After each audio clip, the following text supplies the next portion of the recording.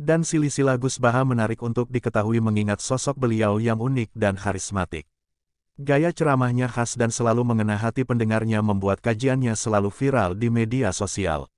Siapa sebenarnya sosok Gus Baha? Dilansir dari ngajigusbaha.id, Gus Baha bernama asli Kiai Haji Ahmad Bahaudin Nur Salim lahir pada tanggal 29 September tahun 1970 di Sarang, Rembang, Jawa Tengah. Nasabnya ternyata sampai kepada Brawijaya V. Gus Baha merupakan putra dari seorang ulama pakar Quran dan juga pengasuh pondok pesantren Tahfizul Quran LP3IA bernama Kiai Haji Nur Salim Al-Hafiz dari Narukan, Kecamatan Kragan, Kabupaten Rembang, Jawa Tengah. Ayah Gus Baha, Kiai Haji Nur Salim, merupakan murid dari Kiai Haji Arwani Al-Hafiz Kudus dan Kiai Haji Abdullah Salam Al-Hafiz Kajen Pati, yang nasabnya bersambung kepada para ulama besar. Kiai kelahiran 1970 ini memilih Yogyakarta sebagai tempatnya memulai pengembaraan ilmiahnya. Pada tahun 2003 ia menyewa rumah di Yogyakarta. Kepindahan ini diikuti oleh sejumlah santri yang ingin terus mengaji bersamanya. Pendidikan. Gus Baha kecil memulai menempuh gemblengan keilmuan dan hafalan Quran di bawah asuhan ayahnya sendiri, Kiai Haji Nur Salim Al-Hafiz. Hingga pada usia yang masih sangat belia, beliau telah menghatamkan Al-Quran beserta kiroahnya dengan lisensi yang ketat dari ayah beliau. Memang, karakteristik bacaan dari murid-murid Mbah Arwani menerapkan keketatan dalam tajwid dan makhorijul huruf. Menginjak usia remaja, Kiai Nur Salim menitipkan Gus Baha untuk mondok dan berkhidmat kepada Syaikhina Kiai Haji Maimoen Zubair di Pondok Pesantren Al-Anwar Karangmangu, Sarang, Rembang, sekitar 10 km arah timur Narukan. Di Al-Anwar inilah beliau terlihat sangat menonjol dalam fan-fan ilmu syariat seperti fikih, hadits dan tafsir. Hal ini terbukti dari beberapa amanat prestisius keilmiahan yang diemban oleh beliau selama mondok di Al-Anwar, seperti Rois Fatul Muin dan Ketua Ma'arif di jajaran kepengurusan pesantren Al-Anwar. Saat mondok di Al-Anwar ini pula beliau menghatamkan hafalan Sahih Muslim lengkap dengan matan, rawi dan sanadnya. Selain Sahih Muslim beliau juga menghatamkan hafalan kitab Fatul Muin dan kitab-kitab gramatika Arab seperti Imriti dan Alfiyah Ibnu Malik. Menurut sebuah sumber, dari sekian banyak hafalan beliau tersebut menjadikan beliau sebagai santri pertama Al-Anwar yang memegang rekor hafalan terbanyak di era beliau. Bahkan tiap-tiap musyawarah yang akan beliau ikuti akan serta-merta ditolak oleh kawan-kawan, sebab beliau dianggap tidak berada pada level santri pada umumnya karena kedalaman ilmu, keluasan wawasan dan banyaknya hafalan beliau. Selain menonjol dalam keilmuannya, beliau juga sosok santri yang dekat dengan kiainya. Dalam berbagai kesempatan, beliau sering mendampingi guru beliau Syaikhina Maimoen Zubair untuk berbagai keperluan. Mulai dari sekedar berbincang santai, hingga urusan mencari takbir dan menerima tamu-tamu ulama besar yang berkunjung ke Al-Anwar. Hingga beliau dijuluki sebagai santri kesayangan Syaikhina Maimoen Zubair. Pernah pada suatu ketika beliau dipanggil untuk mencarikan takbir tentang suatu persoalan oleh Syaikhina. Karena saking cepatnya takbir itu ditemukan tanpa membuka dahulu referensi kitab yang dimaksud, hingga Syaikhina pun terharu dan ngendikan, "Iyo ha. Koe pancen cerdas tenan, iya Baha. Kamu memang benar-benar cerdas." Selain itu Gus Baha juga kerap dijadikan contoh teladan oleh Syaikhina saat memberikan mawais di berbagai kesempatan tentang profil santri ideal. Santri tenan iku yo koyo Baha, iku. Santri yang sebenarnya itu ya seperti Baha itu, begitu kurang lebih. Ngendikan Syaikhina, dalam riwayat pendidikan beliau, sejak kecil hingga beliau mengasuh pesantren warisan ayahnya sekarang, beliau hanya mengenyam pendidikan dari dua pesantren, yakni pesantren ayahnya sendiri di Desa Narukan dan pesantren Al-Anwar Karangmangu, Rembang. Pernah suatu ketika ayahnya menawarkan kepada beliau untuk mondok di Rusoifah atau Yaman. Namun beliau lebih memilih untuk tetap di Indonesia, berkhidmat kepada alma maternya Madrasah Ghazaliyah Syafi'iyah PP. Al-Anwar dan pesantrennya sendiri LP3IA. Pernikahan. Setelah menyelesaikan pengembaraan ilmiahnya di Sarang, beliau menikah dengan seorang neng pilihan pamannya dari keluarga pondok pesantren Sidogiri, Pasuruan, Jawa Timur. Ada cerita menarik sehubungan dengan pernikahan beliau. Diriwayatkan, setelah acara lamaran selesai, beliau menemui calon mertuanya dan mengutarakan sesuatu yang menjadi kenangan beliau hingga kini.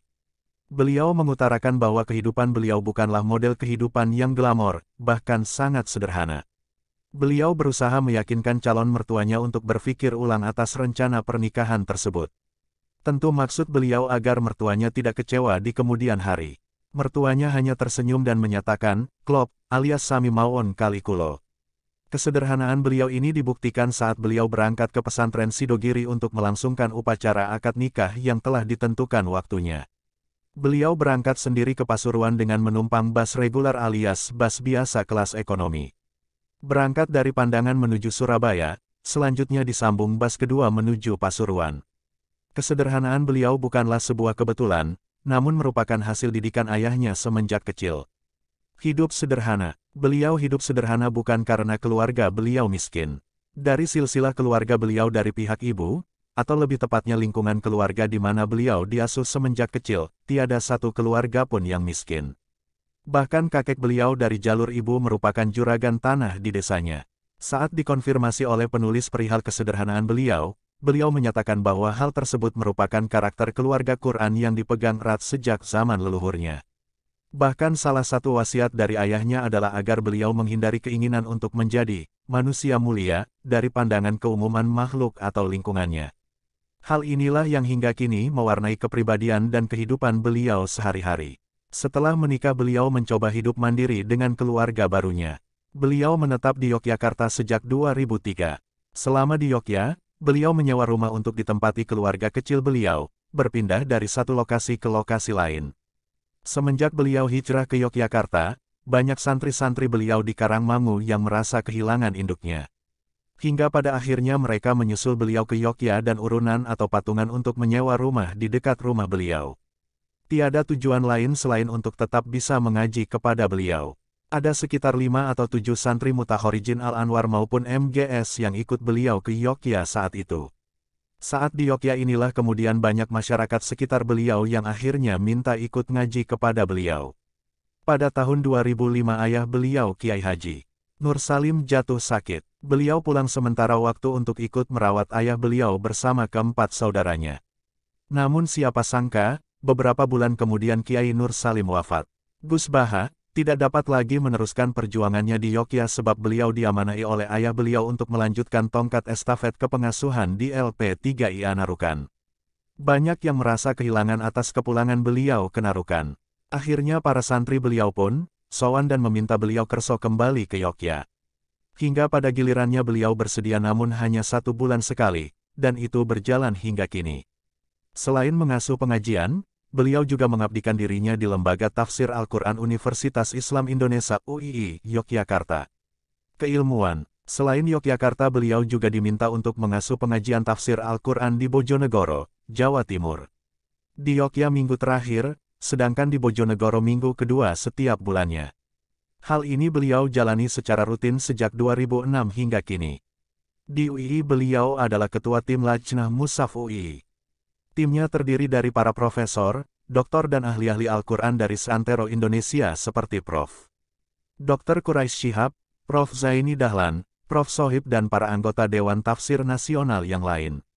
Suatu kali beliau ditawari gelar Dr. Honoris Causa dari UII, namun beliau tidak berkenan.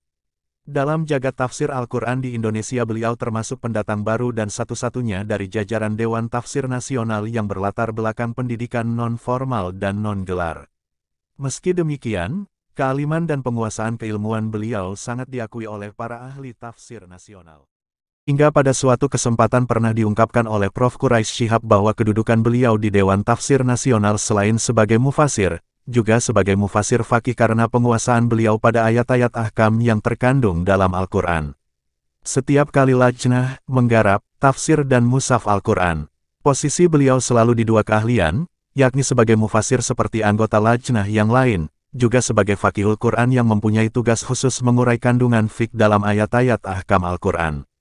Silsilah Gus Baha. Gus Baha adalah putra seorang ulama ahli Quran Kiai Haji Nusralim Al-Hafiz dari Nurukan Kragan, Rembang, sebuah desa di pesisir utara Pulau Jawa. Silsilah keluarga dari garis ibunya merupakan keturunan keluarga ulama Lasem, Bani Mbah Abu Rahman Basyaiban atau Mbah Sambu yang ada di area Masjid Jami Lasem, sekitar 30 menit dari pusat kota Rembang. Ketum Pengurus Besar Nahdlatul Ulama PBNU, Kiai Haji Said Akil Siraj dalam satu kesempatan mengatakan tentang nasab keluarga Gus Baha. Kata Kiai Said, Gus Baha adalah tokoh ulama NU yang sangat dihormati. Beliau adalah keturunan dari ulama-ulama besar yang mumpuni dalam ilmu agama. Nasabnya sampai kepada Brawijaya V. Berikut nasab Gus Baha. Gus Baha bin Nyai Yuhanit binti Nyai Fatimah, binti Nyai Hafsyah bin Kiai Masum bin Kiai Soleh, bin Asnawas Sepuh, binti Nyai Muziro, binti Nyai Ulfiah, binti Mbah Mutamakin, bin Sumonegoro, bin Sumoningrat, bin Hadi Wijoyo alias Joko Jingkir, bin Sunan Pengging, bin Pamundayan, bin Brawijaya V. Raja terakhir.